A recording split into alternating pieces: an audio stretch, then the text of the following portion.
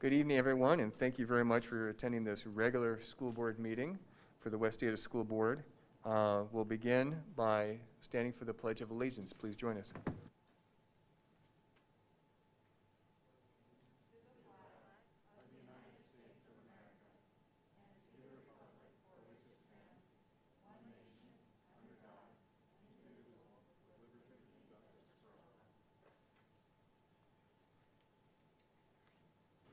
So we're beginning this evening with a public presentation, a public hearing on the insurance for our devices.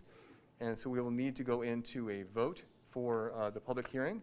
And we will do this we'll need first a motion and then a second, then a voice vote. So the motion, please, to go into the hearing. We'll entertain that. Trustee Ozuna. Mr. Chairman, I move that we move into a public hearing. Thank you very much. Is there a second? Second. Trustee Smiley with a second. We'll start with a voice vote, and we'll be starting with Trustee Newhoff. Aye. Trustee Smiley is aye. Trustee Johnson? Aye. Trustee Ozuna? Aye.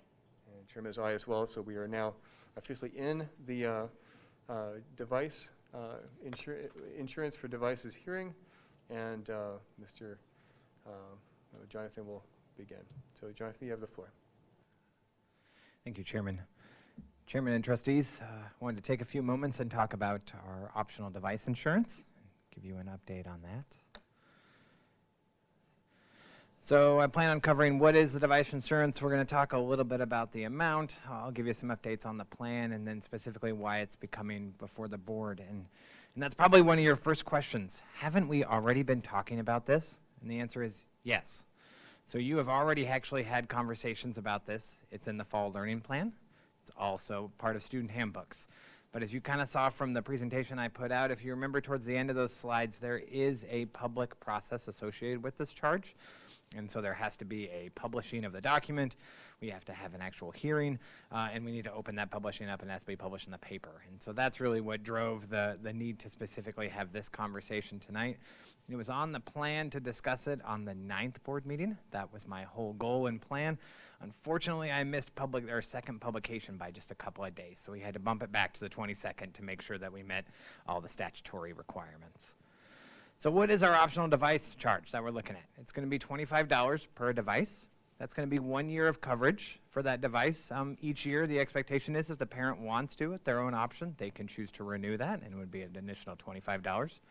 It'll cover your first claim, and then after that, there'll be subsequent, if there are subsequent claims, it'll be $20 each. So what are some things that are not covered, right? They're the things that you would think about, right? Items that are lost or stolen and not reported to the police. That's an area where we're going to have some coverage questions. If you intentionally damage the device, that's going to be a problem for us, right? And so that'll be subject to a different kind of discussion and how we walk through the costs. So what are we going to do with these dollars? Roughly, we've had around 17,700 students or devices that have said, yes, I would like the insurance. 7,000-ish have said no. And we still have a bunch of people who still need to fill out the forms, right? And so they'll probably keep working on that as they start to use the device and then come back and circle back on the forms themselves. We're going to pool those costs, so those dollars we've received, into a specific fund that's allocated just for this purpose. So it will be used specifically to help then as the devices come in, as they have damage. We'll either be able to fix them internally, or if we're not able to do that with our current staff, we either don't have the expertise or the time, then we'll rely on some contractors out in the community and have them be able to fix the devices. In between, we'll try to be able to give the student a repair or a loaner device, and then we'll be able to circulate it back to them once their device is completed and repaired. The idea is that we'll essentially be able to provide our own self-insurance plan, which hopefully can buy down costs associated for the parents with providing the service. So next step. So right now, a lot of parents, if you guys are parents, you've already seen the form, you filled it out. We are in the process of finalizing a contract with a company called Rycor. They're going to be our billing software for this. So part of this is also we get an opportunity to pilot a different software program that hopefully will work really well for this, and then we can start seeing how we roll it out to other things. So the idea is that it will actually be an add-in into PowerSchool. Parents will be able to pay via credit card. It will send you an invoice email. All of this probably sounds not super exciting, but for finance people, it's very exciting, right? So we'll be able to communicate with our parents and be able to send them invoices to be able to pay for all of their students together in one bill. They won't have to enter a school or go through MSA. We were also able to reduce a lot of the fee structure associated with using credit cards should you want to. If you don't want to use a credit card, you can always send a check in. It'll be managed here at the district office. The district office staff will be taking this on, ideally limiting the amount of work and exposure that the school building staff have to do so they don't have to take on yet another project in the middle of everything else. That'll be the finance side. So those invoices, ideally right now, we just finished, we're pretty close to finishing contracts. We just had a couple of wording changes today, and then we'll start working on implementation process, and that should be pretty easy, we're hoping, since it's a pretty limited scope for the company. And then we'll start servicing devices. IT department, as they start breaking, we'll start working on that process and finalizing how that works and start walking through what that looks like and then start being able to turn those back around. This is just a copy of the advertisement in case you were reading it over the weekend or anybody else who wanted to take a look. Specifically, we have to talk about the advertising. We're imposing, in this case, the way the structure is, it says a new fee in statute. So we have to first hold a hearing and then we have the public notice, which has been done. So with that, I will stand for any questions you have. Thank you very much, Mr. Gillen. Trustees, do you have any questions? Trustee Ozuna? Just a quick question from me. I think the answer to this is yes, but this is only for repairs or lost equipment caused by the students. So anytime with technology, there are things that can just happen as a result of an issue with the technology. That's covered still by the district, is that correct? Chairman and trustees, yes, what'll be the process is essentially, let's say the device quits working, right, for some odd reason. What'll happen is they'll actually turn it into school, and then a DSC staff will be able to assess that, so it'll work its way over here, and then they'll be able to evaluate whether it was something that was caused by the student, and then the insurance policy will kick in, or if it's just an issue with the device, and then we'll figure out how to fix that another way. Mr. Trustee Chairman. Johnson? So Jonathan, it just dawned on me as you were talking, so I just thought about it. So when we talk about like parent payments, we pay for lunches through one program, tuition kindergarten through another, and then we'll have this one for devices. So maybe at some point as you kind of roll through those, there's an opportunity for consolidation at some point as you kind of test out which one works better. I just wanted to maybe make that comment. Because for parents, we have to register with each one of those. So just to Chairman and trustees, that is part of the reason I want to pilot this. So this is used by other districts, and what they hear is parents love it. So the software that we use for food service specifically links with our food service program. So that one has its own little idiosyncrasies that, you know, we'll have to try to figure out. But the My School Fees program, it has an expensive fee associated with it. We were able to buy down this rate, essentially be able to negotiate a better rate. And so part of that is what I'm hoping through the pilot is testing out how this works, and then we'll start seeing if we can roll that out for other things, hopefully making it much easier for parents and for our staff across the district as well. Any other trustees with questions? Is there any public comments for this hearing? No? Then to close the hearing, we'll need a voice vote. A motion to close the hearing. Do I have a motion? Is that my job again? Okay. Trustee Johnson? So moved. All right. Thank you very much for that motion. Is there a second? Second. Trustee Smiley with the second. And to move in the voice vote, I'll start on the right side. Trustee Johnson? Aye. Aye. Trustee Ozuna? Aye. Trustee Smiley? Aye. Trustee Newhoff? Aye. And Chairman is aye as well. That makes us exiting the device hearing. And we are now moving then to item A, the spotlight. Ms. Ginny Bichin. And you have the floor, Ms. Bichin. Thank you. Thank you. Chairman Kloppenstein, members of the Board of Trustees, and Dr. Reynolds, thank you for the opportunity to present on this really important topic, social emotional learning and the impact of COVID-19 on the mental health of our students in West Ada. So we're going to start out with a brief 5-minute overview of factors that influence children's mental health. The first is trauma, abuse, and neglect. Unfortunately, in the United States, at least 1 out of every 7 children have experienced child abuse or neglect in the past year. Children living in poverty experience more abuse and neglect. There are also many family issues that impact children's mental health. 1 in 5 will experience the death of someone close to them by age 18. 8% of Idaho children have a parent who has served prison time. 25% of children grow up in a single-parent home. Single-parent families do not have the same economic or human resources available compared to two-parent families. In 2019, Ada County, there were 5,289 911 calls related to domestic abuse, sexual assault, and child abuse.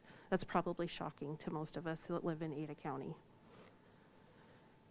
Now let's drill down into some things that are just specific to West Ada. In the fall of 2019, 22% of our students applied for and qualified for free school meals. That's 8,934 students. That's a lot.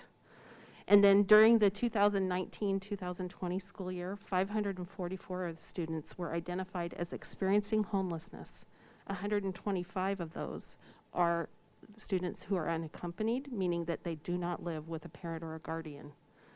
4% lived in shelters, 5% in motels and hotels, 6% were unsheltered, and 85% were temporarily doubled up. The doubled up definition is different than the HUD definition for homelessness. It allows educators to identify families that are sharing housing due to loss of housing or economic hardships. Then there are also, when you think of the word mental health, you think of mental disorders. So 1 out of every 6 children in the United States, ages 2 to 8, have a diagnosed mental, behavioral, or developmental disorder. 9.4% have an ADHD diagnosis, 7.4% have a behavior problem, 7.1% have a diagnosis of anxiety, and 3.2% have a diagnosis of depression. Those are some statistics that most of us think of when we think of mental health. Suicide and self-harm. Suicide is the second leading cause of death for Idahoans ages 15 to 34. During the 2013 to 2017 time period, 110 Idaho children ages 6 to 19 died by suicide. Now I'm going to quote some statistics from the 2019 Idaho Youth Risk Behavior Survey, which I've brought to the board several times, that survey, and gotten approval for our students to participate. So we do participate in this every other year survey. 38.9% students felt sad or helpless 2 or more weeks before they stopped doing some usual activities. 20.8% did something purposely to hurt themselves without wanting to die. 21.6% seriously considered or attempted suicide, or seriously considered attempting suicide. 9.6% attempted suicide on 1 or more times during the past year. That was prior to COVID-19. According to the 2019 Idaho Youth Risk Behavior Survey, 8.1% of students did not attend school because they felt unsafe in the past 30 days. 21.2% of Idaho students reported being bullied in school in the past year. According to that same survey, again, that we participate in every other year prior to COVID, 26.6% reported that they had drank alcohol on 1 or more occasions in the past month. 16.9% reported that they had smoked marijuana. 21.9% used an e-cigarette or electronic vapor product in the past 30 days. And so now let's drill down into West Ada statistics a little bit. West Ada has a wonderful, robust alcohol, drug, and tobacco policy. And we caught 447 students as policy violators. 164 of those violators were drug or alcohol related, and the remaining 283 were tobacco, nicotine, or vape related. So that was all prior to COVID. Now we add COVID into this. Now students have the added stressors in their lives of parental unemployment, job loss, financial insecurity, food insecurity, housing insecurity, the school closure, remote learning, social isolation, loss of normal routines and activities, and physical illness, or the potential for a physical illness. Those are some tough things. Those are some sad statistics and heavy weight of the reality for our students.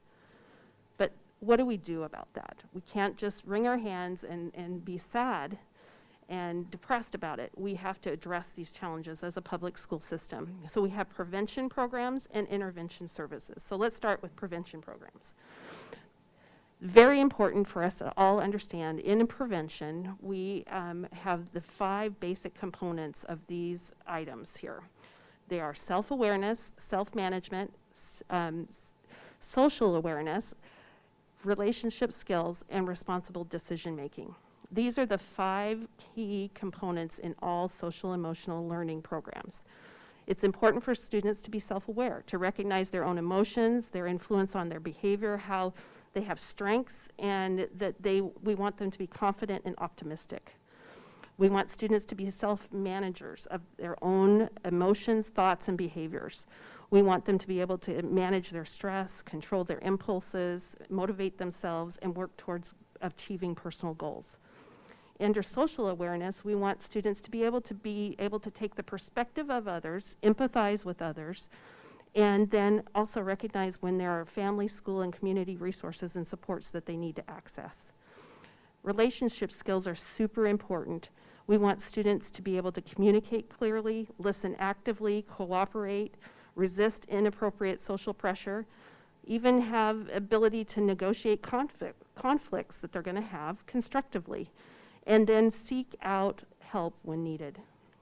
Finally, we want them to be good, strong, responsible decision makers. We want them to be able to make good choices about their personal behavior and social interactions. We want them to, be able to be well-rounded and understand their self and others and how they interact. So we have a variety of West Ada prevention programs that I'm going to talk to you about tonight. We have social emotional curriculum programs, we have a sources of strength program, we have guidance lessons that I won't touch on because that takes a whole nother spotlight time. And we also have a multi-tiered system of support, MTSS and PBIS programs and other programs that again would take too long. So I'm just gonna focus on the SEL. So at the elementary level, we have 3 programs. It's called the Toolbox. We have Kelso's Choices and Zones of Regulation. The Toolbox is a standard social emotional learning program, and you can see the poster there. It's very bright and colorful. The counselors go into the classroom either once a week or once every other week and teach a tool. So the kids learn the breathing tool, and it has a little sign that they learn and a movement. So if you guys would look at me, this is the breathing tool. And then my favorite one is the garbage can tool. It's something that you learn to let go of things that you don't need and you throw them away. So you can see them all lined out there, the different tools that we teach. We also often combine that with the zones of regulation. I'm going to give a shout out to our special ed department that brought zones of regulation to us. We want kids in the zone of green to learn and be ready to learn. However, some kids will come to school in the blue zone. They'll be tired, they'll be unhappy, they'll be sick. And then we also have some kids that come in the yellow zone. They'll be frustrated, worried, excited, nervous.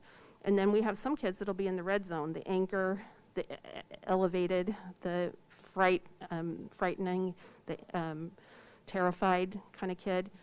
And we want to help them use their tools and get back into the green zone, ready to learn.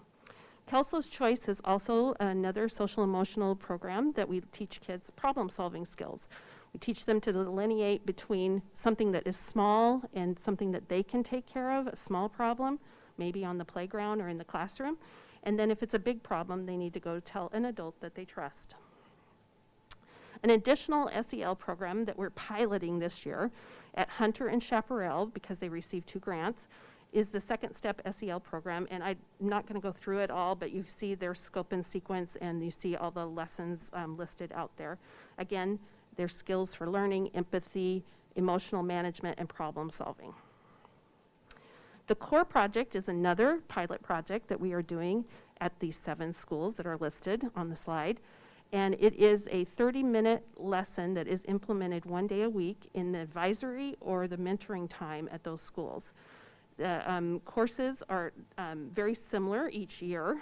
So course number 1 is done the first year, second course is in the second year, and then the third course in the following year.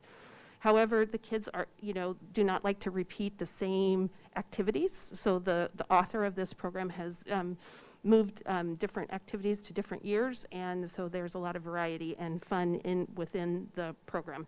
It's very experiential. It's not sit and get, and it's not lecture. It's moving around the room, it's talking, it's interactive. The kids are already on week number 3 this week, facing challenges, so it's going to be exciting to see what the outcome of that program is, and maybe we can expand it next year. We also have 9 schools that have received grant funds from the Idaho State Department of Ed to do Sources of Strength. This is a best practice youth suicide prevention project, and it's designed to harness the power of peer social networks to change unhealthy norms and culture and ultimately prevent suicide, bullying, and substance abuse. We also know that some kids are going to need interventions. So I just want to briefly review with you the different kinds of interventions that are provided by the counseling department. We do short-term individual counseling. If kids need ongoing counseling, we provide referrals to community mental health providers. We also have group counseling that is available. We also can facilitate a 504 accommodation plan. We also are a team member in the multi-tiered system of support, tier 2 and 3, where kids might be on a check-in, check-out behavior plan. We might be a part of a functional behavior assessment and a behavior plan for a student in tier 3.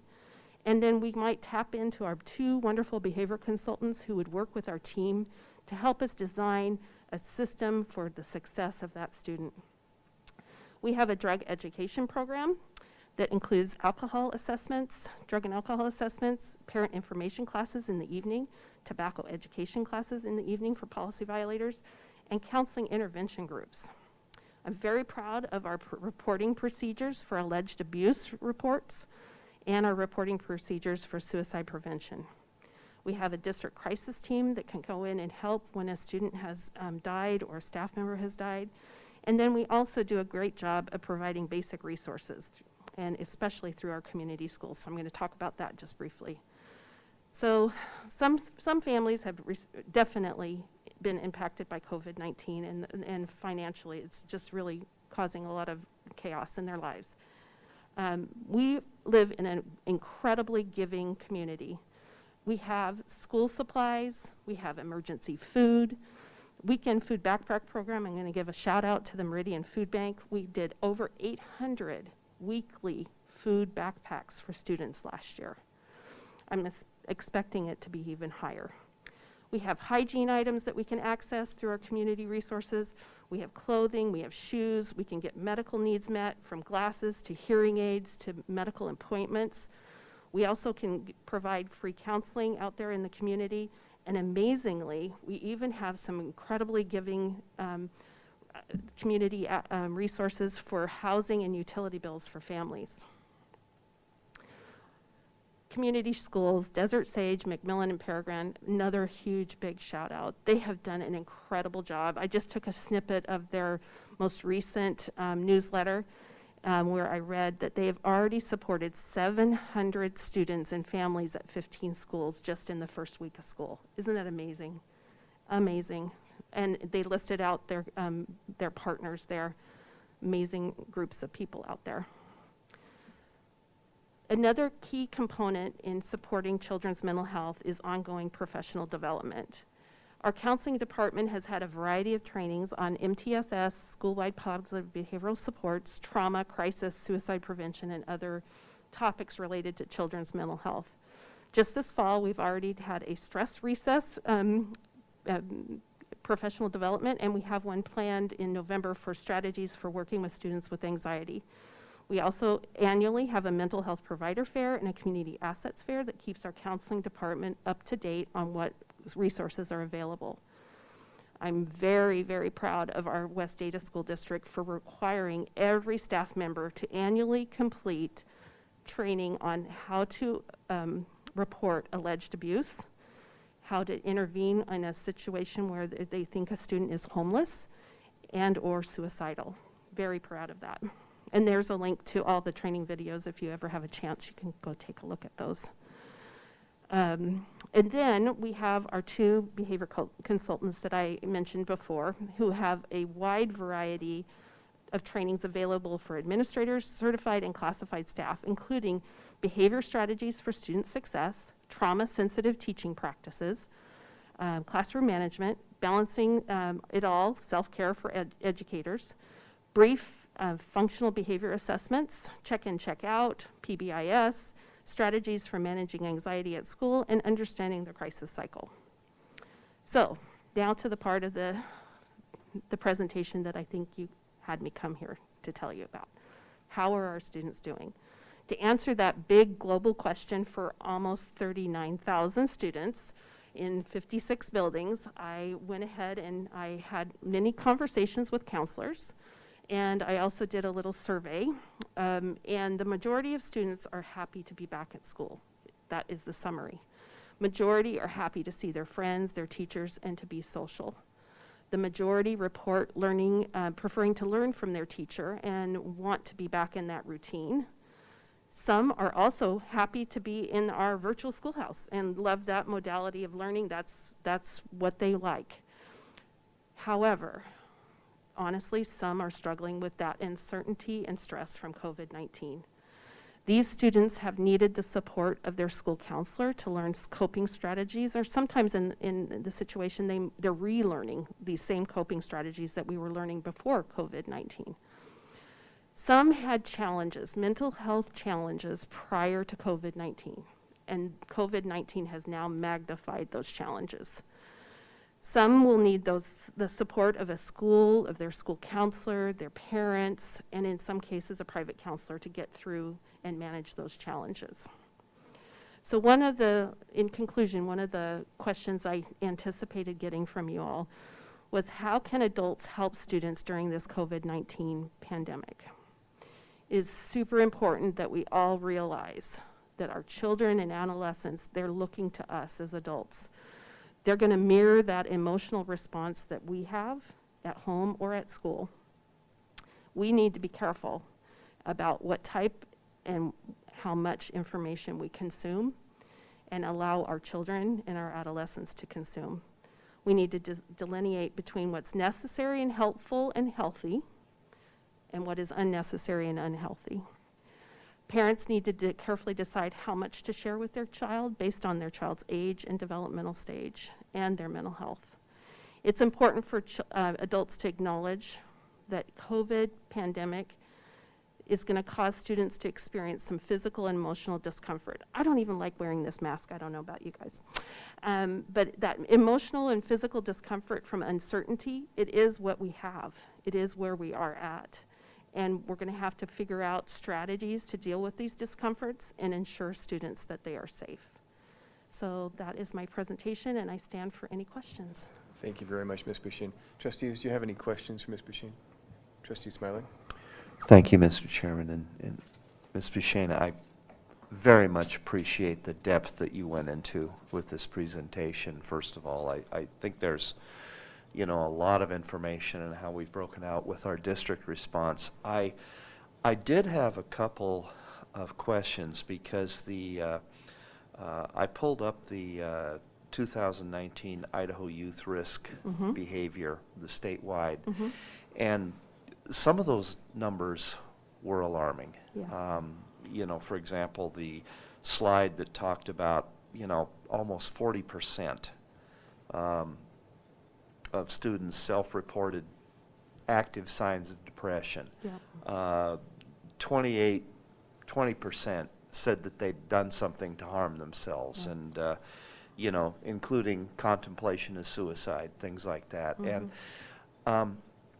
is there any way that we can delineate those numbers, because there's such a difference between a district like West Ada where we have resources available to us, and we're in an area where we can refer and cooperate, as opposed to other areas in the state that are much more limited.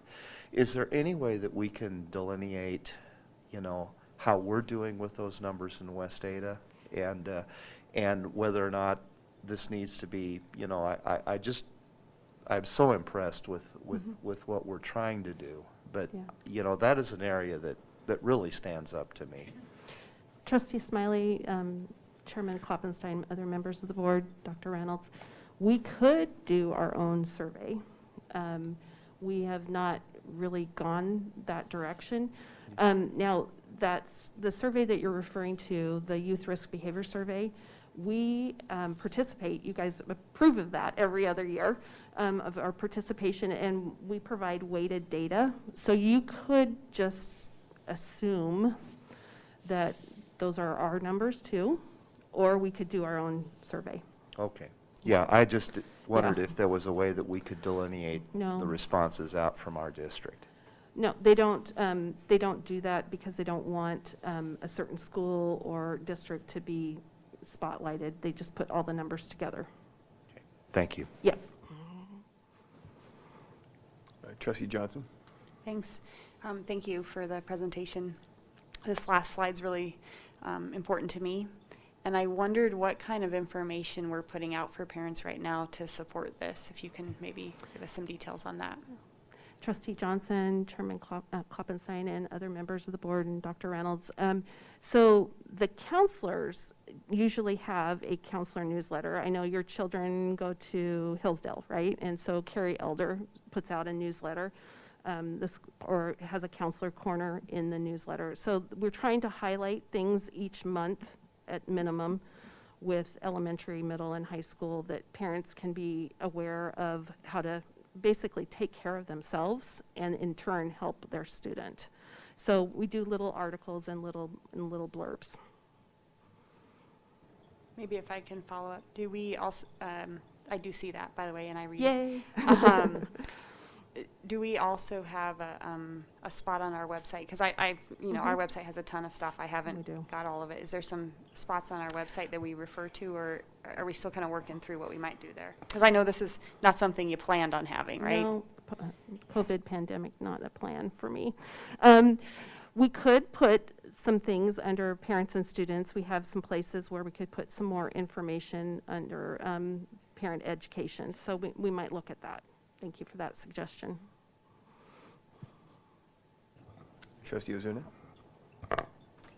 I have a grandson that's in elementary school, and so I have seen the toolbox in action. Yeah, he's a and pretty that good garbage tool. tool is his favorite Uh-huh. also, Yeah, but he's got yeah. 3 that he uses pretty often, so it's Yeah. fun to watch that. My question is around the prevention and the interventions that take place. Do you feel like in the remote and blended learning that you're still able to get in there and do the prevention and the interventions that need to happen with our students? Or and I know we're only a couple weeks in, but is that going to be a challenge, or are we going to be successful there? Okay, Chairman Kloppenstein, Trustee Ozuna, all members of the board, Dr. Reynolds, that is, I think what we as counselors are feeling and experiencing is what school teachers are feeling and observing. We're working on doing a lot of PowerPoints that are narrated and using our digital tools as much as we can, but it is a challenge. One of the biggest challenges is that we don't have a way to guarantee confidentiality, so our school groups, our counseling groups, have to be on the in-person learning days, and so that's a little bit challenging to schedule.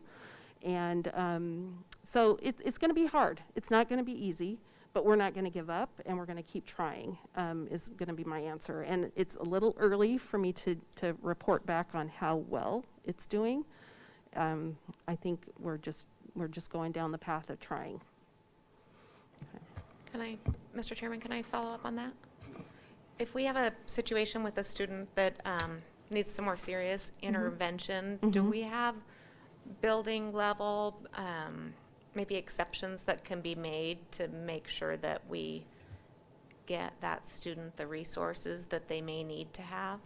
Can you tell me a little bit more? So let's say that we're in blended, and so it's an every other day, and we have a situation where there's some sort of an intervention that might be needed on a remote day. Do we have the ability within the building to make exceptions for individual students? So that they can come to school every day? Is Yeah, that what you or said? there are interventions that take place every daily. I mean, I guess I don't know what these interventions Yeah. look like, but Yeah. if there were, Yeah. do we have some? So we have, so we went through all 2,000 plus plans, 504 plans, for example, and made sure that we delineated the remote learning interventions that were going to happen, and then the in-person learning interventions that were going to happen for students, and some of those were behavior kinds of challenges. So yeah, we already are doing that. And then we do have, I think you guys are going to have a presentation from Ramona Lee on SPED and 504s. And so she'll talk a little bit more about the amount of students that are coming to school every day, because they do need those extra interventions and supports. Yes. Any other comments or questions? Trustee Johnson? I had a follow-up, and actually, Renee's question reminded me of something I wanted to ask for a follow-up for later. You don't have to provide it now, but you said it in a statistic. How many 504 plans and IEP plans, and then kind of the counseling service hours, kind of just our data or demographics around what's provided to our student population. Okay. If you just follow up on that, not now, but I think I have currently we have 2,120 West Ada students that have a 504 plan. Okay. Now that's not, that some of those kids have a vision impairment or a hearing impairment. They're not all mental health challenges. So if you want me to delineate that, I'd have to come back at a different time. And then the number of hours that we provide students, luckily our counselors all keep a running log of every student they see and what the outcome is. So I can get that to you at a later date. okay, yeah, and an email's fine. Okay. Yeah. Yep. Thank you. Any other questions? Ms. Bouchine, thank you very much. Thank you. Sure Thank you. appreciate it. That brings us then to the consent agenda. And to start, we need to accept the revised agenda that the clerk posted. It was after the posting deadline. And so the good faith reason for this is that administration needed the board to approve the optional insurance to be offered to students. So I just need a motion that says that. Trustee Ozuna? Mr. Chairman, I would move that we add an action item to approve the optional device insurance with the good faith reason that administration needed the board to approve this insurance that was going to be offered to our students. Thank you very much. Is there a second? Second. Trustee Smiley with the second. Is there any, just go through a vote, actually. All those in favor, please say aye. Aye. And Chairman is aye as well. That then brings us then to Clerk Newbold. Do you have any updates or changes? Yes, Chairman Klopfenstein, trustees, Dr. Reynolds, I have attached all the additional information to the agenda, and I also have provided you with a hard copy of the scope of the boundaries. So that is all. Thank you. Thank you very much. Trustees, do you have any changes to the consent agenda? Trustee Johnson? Mr. Chairman, I don't have a change. I just want to, because there's an impact to the school calendar in here, I just wanted to put it on the record. And I think that we're doing that because we're changing the quarterly a little bit to adjust for our school year this year. So that's in the consent agenda. If we approve, we'll approve an adoption change to the school calendar, correct? I would assume so, yes. Okay, thank you. Any other changes? Seeing none? All those in favor, do I have a motion for the consent agenda? Mr. Chairman. Trustee Smiley. Mr. Chairman, I would move that we accept the consent agenda as revised. Thank you very much. Is there a second? Second. Thank you very much. I don't think it was revised, by the way. Just to let you know. Very good. Any discussion? Seeing none, all those in favor, please say aye. Aye. And Chairman is aye as well, so it's unanimous. Brings us then to the discussion portion. And first up is a discussion on the Seven Oaks and Chaparral Elementary Schools. And Ms. Jackson will lead the discussion. Ms. Jackson, you have the floor. Thank you. Chairman Klopfenstein, trustees, Dr. Reynolds, before I present items 1 and 2 for discussion, I would like to introduce Marcy Horner, who is our Planning and Development Administrator, and Bob Gardner, who is a longtime member of our Attendance Area Committee. After I present, we will all three stand for questions. So discussion item 1 is to make Seven Oaks Elementary and Eagle Elementary traditional schools. Seven Oaks is currently on a modified calendar, and Eagle Elementary is a school of choice. By changing them to traditional schools, it will allow us to alleviate the overcrowding at Eagle Hills and allow for the anticipated growth in the Star and Eagle area. Both Seven Oaks and Eagle Elementary are currently under design capacity.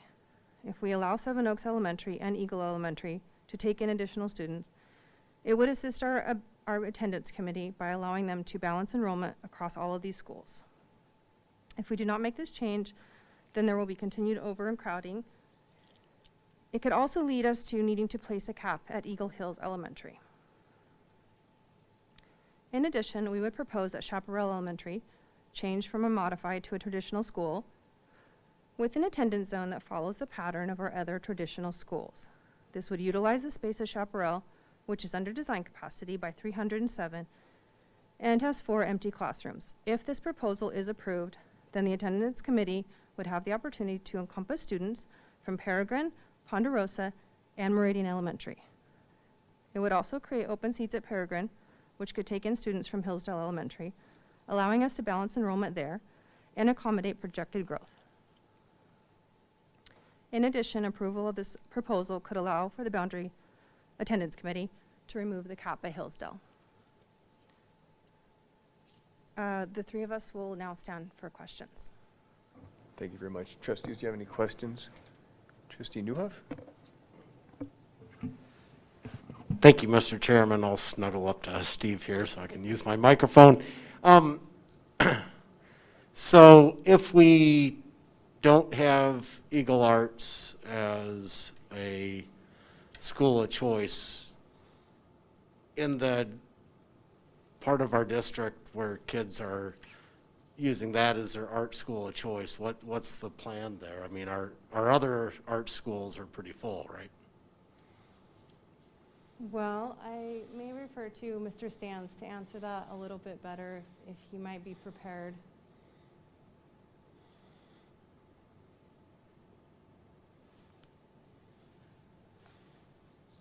Chairman Klopfenstein, trustees. So the question was, what would be our plan if Eagle Elementary just became a regular boundary school?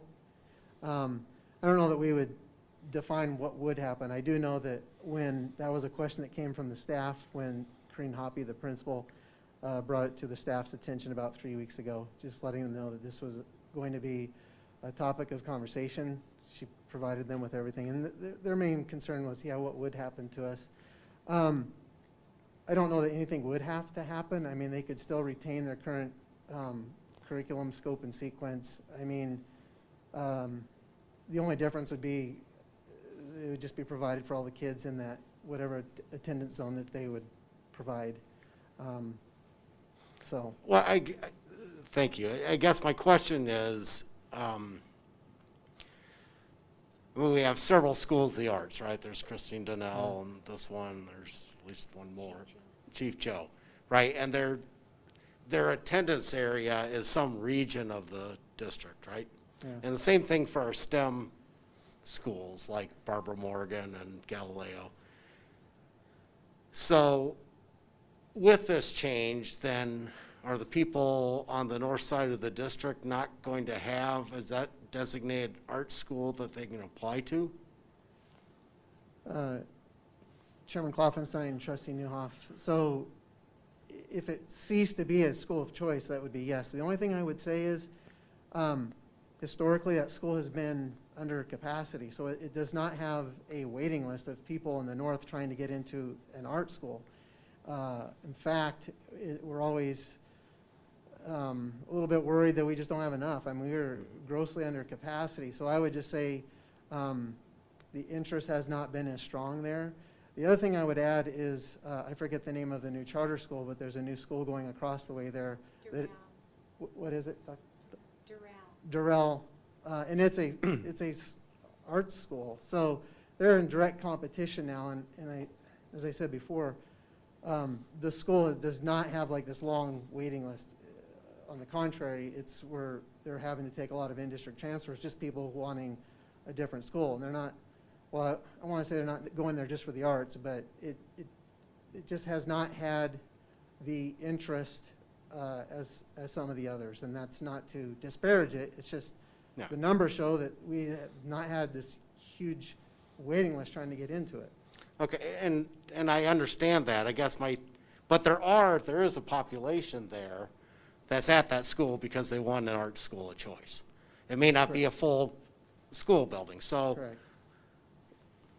let's say this plan gets approved, and you have a kid that's living in Eagle, and they want to go to an art school, are they going to have the opportunity to apply to Chief Joe or Christine Donnell, or is that just not going to be an option in the north part of the district? Trustee Kloffenstein and Dr. Newhoff, again, I think that would fall in line with whatever the committee decides. I'm just providing you with the numbers. It's just, Yeah.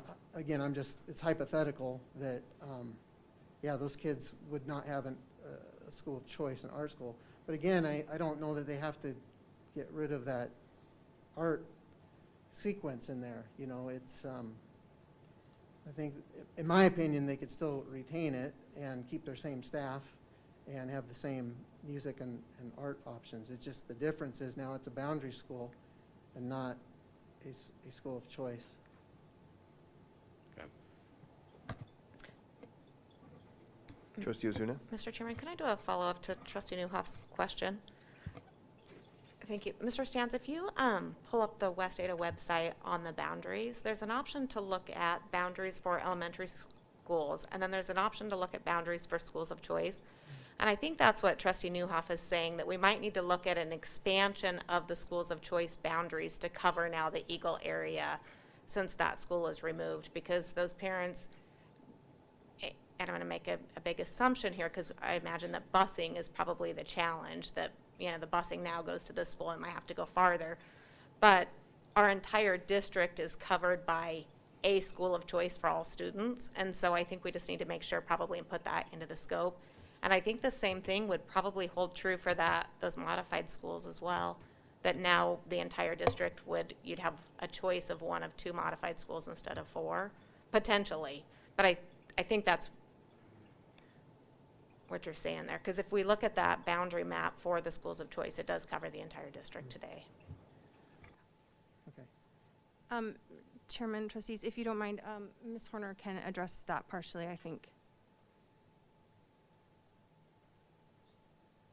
Good evening, Chairman Klopfenstein and Board of Trustees.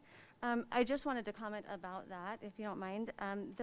Many of those schools do have primary attendance zone, which they draw from, and then a secondary attendance zone that they draw from. So as Trustee Ozuna was saying, that could be considered when we do that. The other one that you had missed when not covered as a primary attendance zone for a school of choice for either an arts or a STEM school, it's not unprecedented. Parents can still apply for their child to attend those schools, just as they would any in-district transfer application. Trustees, does that answer your questions? Yes. Any other questions on this item? Trustee Johnson? Yeah, Mr. Chairman, and this may be for Marcy. Did I get it right? Okay, thank you. I'm not good with names, so I'm glad I got it right. And Ms. Horner? Ms. Horner. Okay, thank you, because I didn't remember that part. When on the scope, because we've had such a change in our enrollment this year, we've got some enrollment from the end of last year, and then we've got some enrollment data as of now. And what we don't have in here, and I think this is helpful for the boundary committee, so I don't know, I'm trying to understand if it'll be in the scope, is what's the virtual schoolhouse enrollment for these schools as well, so that they can get a good picture of kind of all the potential students that might come back into those schools after we're out of this pandemic. You don't have to give me that data now, but I think in the scope of the boundary committee, it'd be good for them to have that data. Chairman, trustees, I'll say something brief, and then Ms. Horner may have more. So using the numbers from June, we feel like that captures like the most normal attendance we've had recently. So that is what the attendance committee will be using as their guide. So we really could kind of exclude the virtual schoolhouse, approximately 4,000 enrollment, and just use the numbers from June, which gives us the most realistic numbers we have as of recently.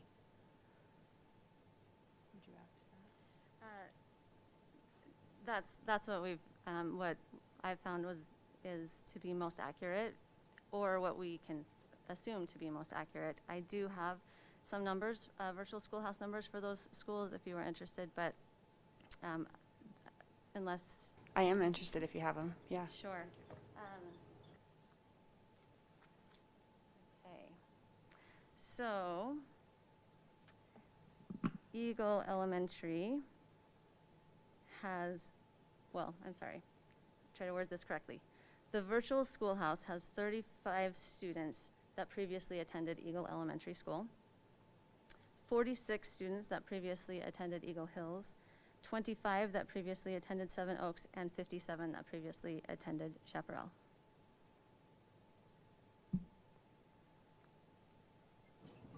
Thank you. Any other, Trustee Zuna? I think this is more of just a comment, but given that our district is still growing, people are still moving into our area, and we have the schools that are over capacity, and I appreciate that, that there was some creativity in how we're going to adjust these schools to make the best use of our space.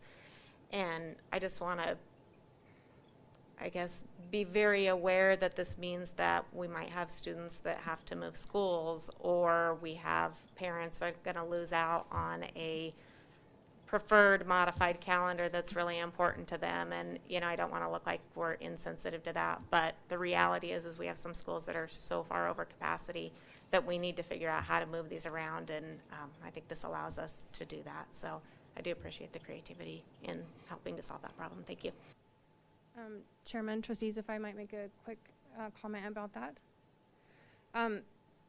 Yeah, there are 8 portables at Eagle Hills right now. So, that's a bit of a disservice to our students. So we just need to find a good way to try to move students. And unfortunately, we can imagine that parents will not be happy with some of the choices that we're making. But there are no schools that will be built soon in these areas. So at this point, we're a bit up against a wall. Trustee Johnson? Yeah, Mr. Chairman, this is actually just a procedural question. And I was going to wait until we got to action, but I'll ask it now. So do we have to approve the change before the scope happens, or can we go through the scope and boundary committee process and have that recommendation come back out of the boundary committee? What we're doing tonight is getting the overall scope of the boundary, and then making, if these are part of this scope, then we include them, and if they're not, then we pull them. So it depends on our vote to determine which one of these changes will be part of the scope. Does that make sense? Maybe. So if we tonight say we're going to change Seven Oaks and Chaparral to be moved to a traditional calendar, that's a decision that then's done and made, or are we saying moving them to a traditional calendar is part of the scope for the boundary committee?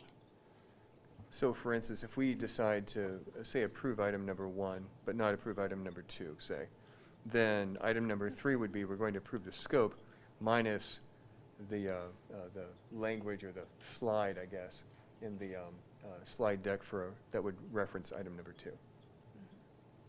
Make sense? Yeah, it does. I guess what I'm,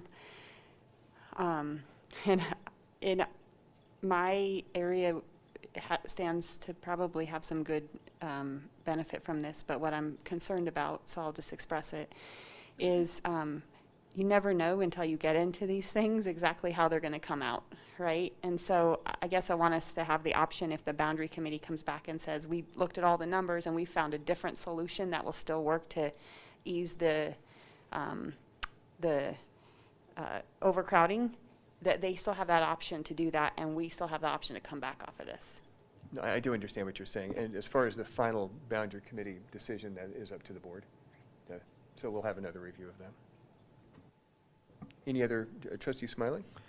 Mr. Chairman, and another concern I have is because we went out and drove that area a couple weeks ago, and transportation is a real bottleneck, especially on Eagle Road. You know, when you get up towards, you know, and the design of Eagle Elementary is, you know, that was one of the areas that we sought to look at getting, you know, getting some relief for the design of Eagle Elementary, because it's really awkward with that long staircase and the, you know, part of the building being quite old and in need of a lot of work. And, you know, I think that this whole issue, you know, and I want to make sure that what we do, you know, we're going to have to discuss those transportation issues as well.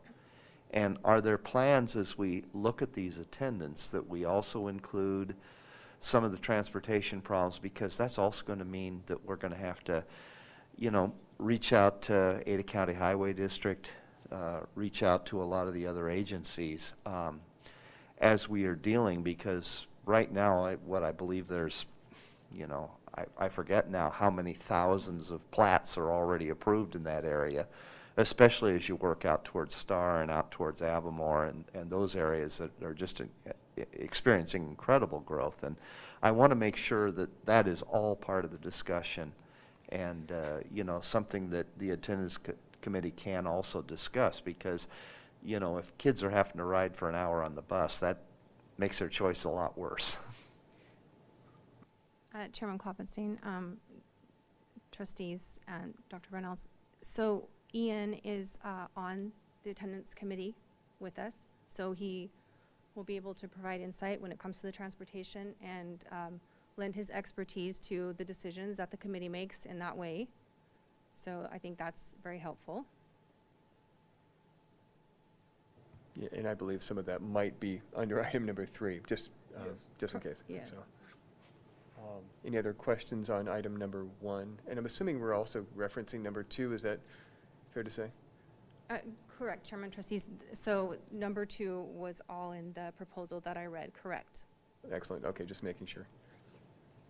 Trustee Johnson? I don't have a question, I have more of a comment. I think our new policy actually addresses kind of the priority order of transportation. So that'll be part of the policy discussion in the priority order that we worked on. I think we have transportation in there, so that should help that outline kind of where to go.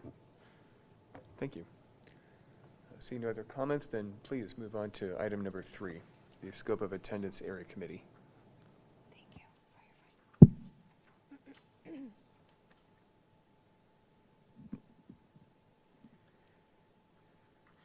Chairman, trustees, Dr. Reynolds. The scope of the project for the attendance boundary committee for the 2022 school year is proposed as follows. The first would be to create an attendance area for the new Owyhee High School, because it currently doesn't have one since it's new. 2 would be to look at the possibilities to relieve overcrowding at Eagle Hills Elementary. We would look at ways to balance enrollment between Eagle Hills and the surrounding schools. Number 3 would be to look into the possibility of removing the cap at Hillsdale. Removing it would allow the committee to look at ways to change the boundaries, resulting in lifting the cap and to find out an attendance area is even possible. Right now, the cap prevents any students from being moved there. Therefore, new students coming in are instead attending schools not in their neighborhood and sometimes several miles away.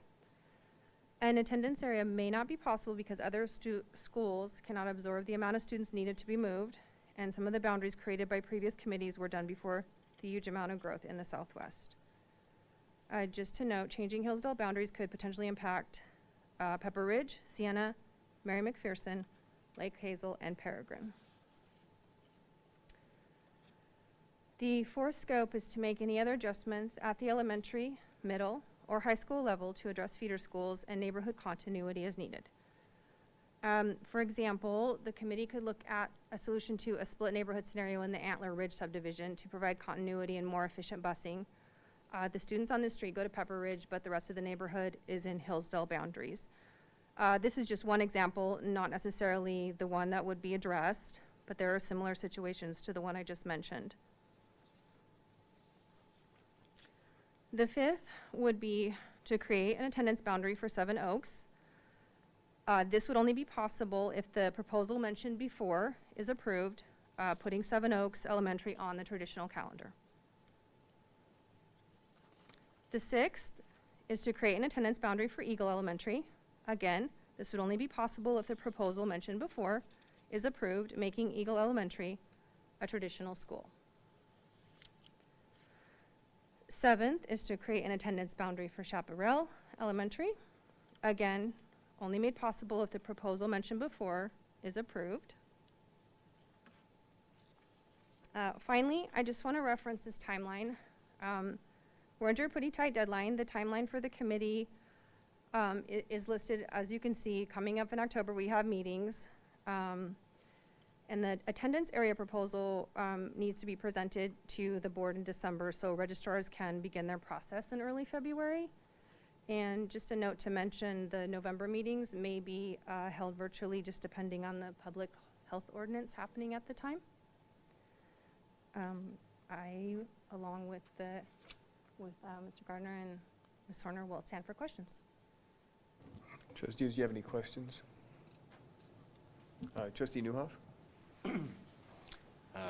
Thank you, Mr. Chairman.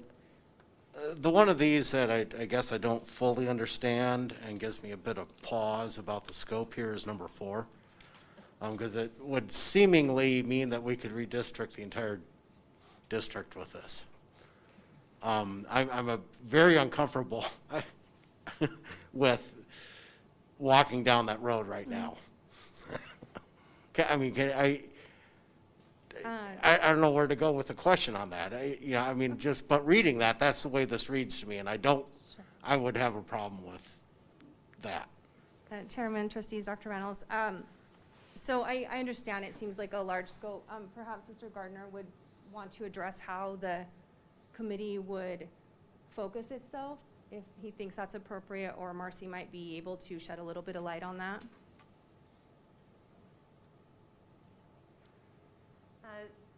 Chairman Klopfenstein and trustees, I completely understand what you're saying about this. I believe, I guess possibly we could have clarified a little bit, but it would potentially be problem areas that we've already identified or areas that we're already going to look at. So I can think of an area that is near the Owyhee High School that could potentially be routed for the Owyhee High School. There's an area there that's kind of split. A neighborhood was split because, quite frankly, the neighborhood was built after the attendance committee had already drawn their boundaries. So that would be a situation where we would already be looking at those boundaries. We would already be looking at feeder schools. It would potentially be something that we would take a look at in correcting. Another scenario with this particular situation is, just an area that has come up because of families trying to get into a school that their neighbors might have gotten into for whatever reason, and creating some division. I can't think of any others currently that we would seriously need to take a look at, but I do understand that perhaps the wording of this might cause us to think that we needed to look at the entire district, which obviously we would, quite frankly, not have time to do.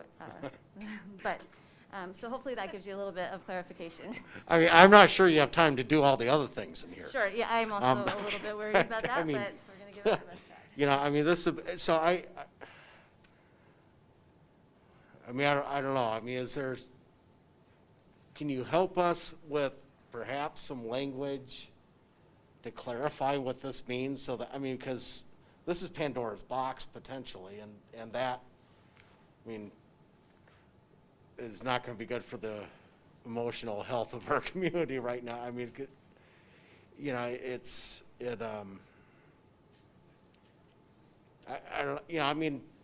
There's a whole bunch of little scenarios. I understand that, there are these individual scenarios, but it seems like there's got to be some way to actually define what this is if we're going to have it as the scope. Chairman, Trustees, Dr. Reynolds, we can certainly look at language that would hone this to be more specific, so we don't have as wide of reach that you feel like it offers. Okay. Mr. Chairman, Trustee Johnson? maybe if I can make a suggestion on that. I think we have in our prioritization part of our policy something around feeder schools, and so if it just follows that language, maybe that would set the clarity, because it's real. This mirrors somewhat similar to our policy, which is only to make those adjustments when, and I think Trustee Ozuna brought it up, when we have like three elementaries that are going into a middle and one gets, three middle schools that are going into high school and one kind of has such a small population that it causes problems. So we had prioritization around that in the policy, so maybe if the policy guides it, that could help it.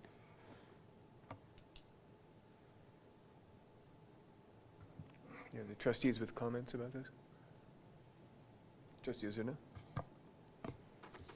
I'll make one comment about this, and then I have a different one. But Trustee Newhoff, I do understand what you're saying. I mean, we're not looking at an entire district here. We have some small pieces that we need to look at. But if you move, let's use Owyhee as an example. If you're moving a chunk of kids to go there, you need to look at the feeder schools that are moving in there, because you wouldn't want to take a small group of kids out of Heritage solo and move them over. It might make more sense to move them. I'm making up schools here, but to keep them together without making it like an entire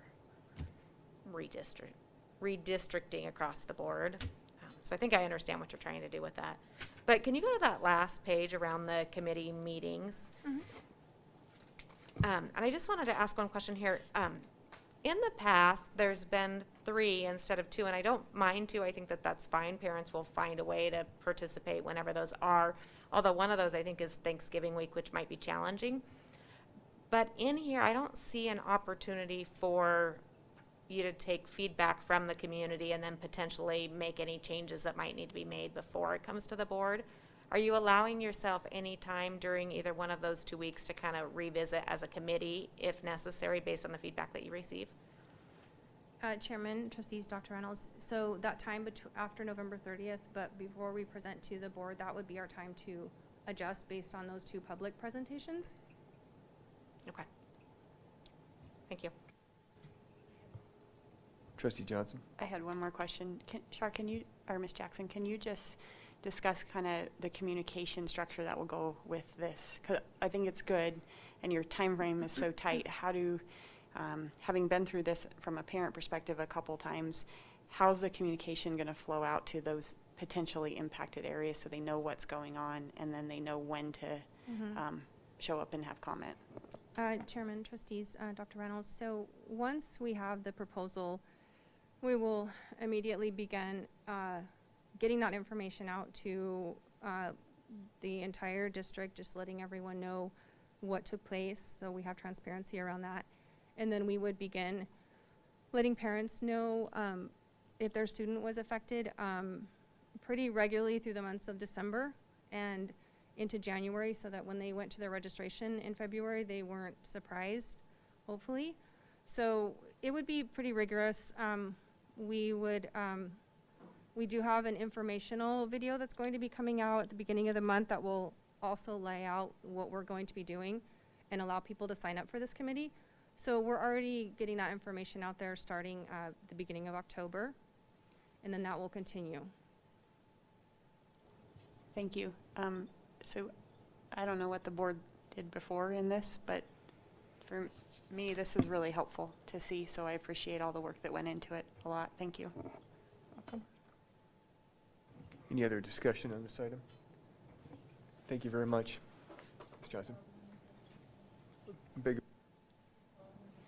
You want to say something? That was a no. Thank you.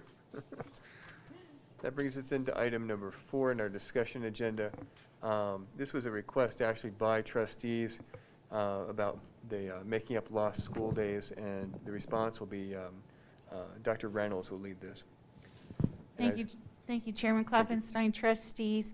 The question at the previous board meeting about asking, do we need to add a couple of days of instruction back into the school calendar because of lost time during that first week of remote learning? And the answer is no, and we received good feedback from our teachers And if the concern is loss of academic learning, then their response is those first few days were really spent talking about how to log on, how to make sure you have your password, establishing relationships with the kids, even if it was virtual or over the phone, routines, those kinds of things. So from the teacher's point of view, there wasn't a significant loss of actual instructional time for learning about the hypotenuse or something like that. So the feedback was pretty clear on that. It's $1 million a day to add an instruction, to add a day to the contract. And Mr. Thies is here, and he could tell you that it would require that we open up negotiations again. So there are probably other reasons as well, but I appreciated the question and the concern about loss of instructional time and should we add days to the calendar, and our recommendation is no. Any trustees with questions for Dr. Reynolds? Trustee Johnson? Yeah, I get all the numbers. I appreciate all the information. I think the concern is around the academic achievement and the achievement gap that could potentially have been created by loss of time last year and then this. So it doesn't have to be on the school days, but if, I guess the question back to you and the teachers is, once we have that assessment, what we probably want to know kind of where we're going from a plan of how to make that up if we don't add school days.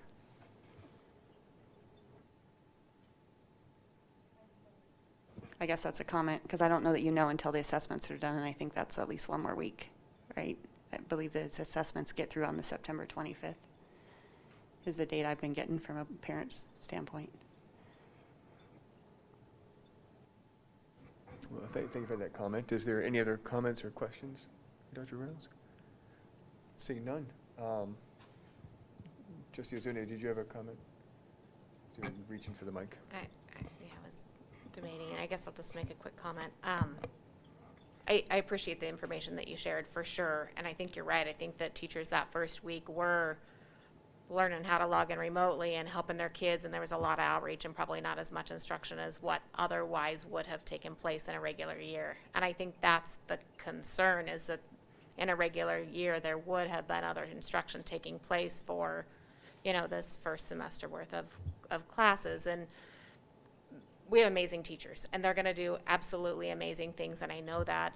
What we're also hearing is that there's not enough prep time to balance, you know, the hybrid days and how to make sure that they have engaging work during the remote days, and we're still early and they're still working on great, amazing things, and I know that the teams out there are working through all of those things and collecting feedback from the teachers and from the administrators, and we'll continue to look at that. But I just want to just make that comment that, you know, I know some teachers are struggling, and I know parents are struggling, and we all, everybody, parents and teachers and all of us, just want to make sure that our kids get all of the education that they need by the time that this calendar period runs up. So, but thank you. Thank you very much. And that brings us then to the action portion of the agenda. Oh, you did. I'm sorry. I don't have a sign-up sheet. Excuse me. Ms. Darden, please. You're welcome to speak. Oh, that's okay. Chairman Klopfenstein, Dr. Reynolds, members of the board.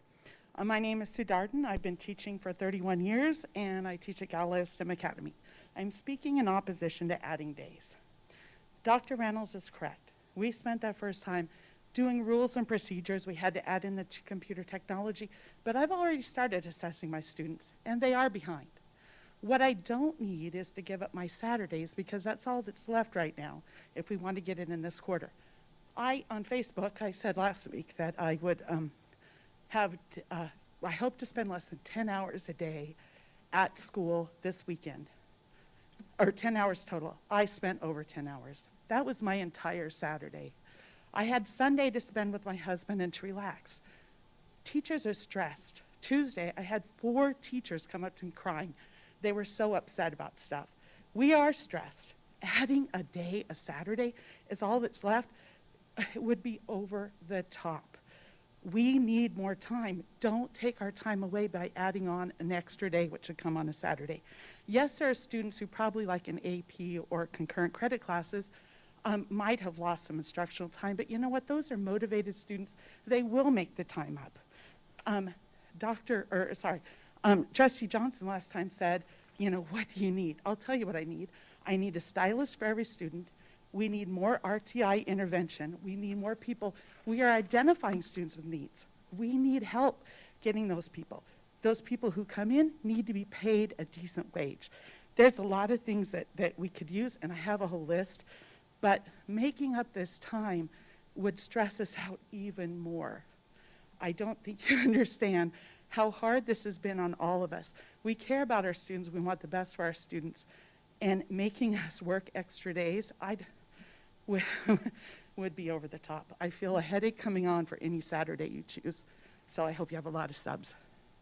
Thank you. Are there any questions? Thank you very much. We're not supposed to be asking questions. No questions, right? okay. Yeah, but thank you.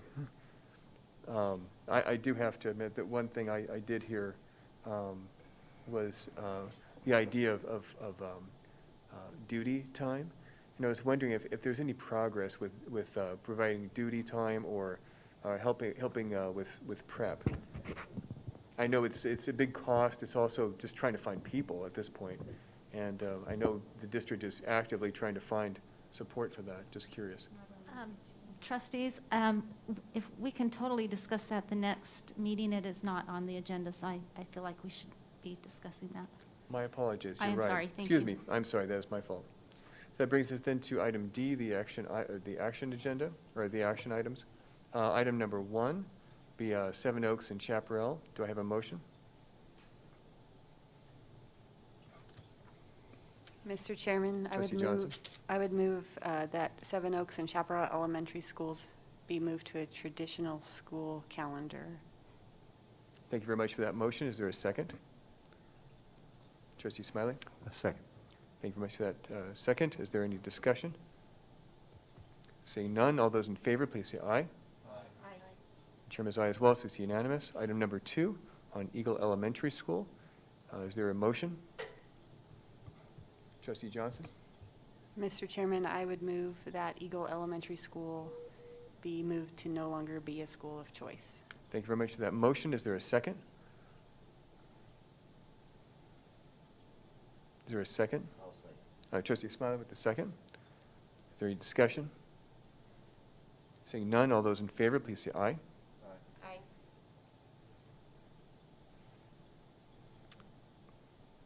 Aye as well, so any noes? One no, any abstentions? I'm sorry, I only heard 4 votes. I have aye. Yeah, I beg your pardon. Okay, so I heard 4 ayes and 1 no. Thank you very much. Then item number 3, so motion is approved. Item number 3, scope of attendance. Is there a motion? Mr. Chairman, Trustee Newhoff? I move that we approve the scope of the attendance area committee with the modification that we limit item 4 to situations consequential to the other items in the scope. Thank you very much for that motion. Is there a second? Second. Trustee Ozuna with the second. Is there any discussion? Seeing none, all those in favor, please say aye. Aye. Chairman's aye as well, so it's unanimous. That then brings us to item number 4 on the insurance. Is there a motion?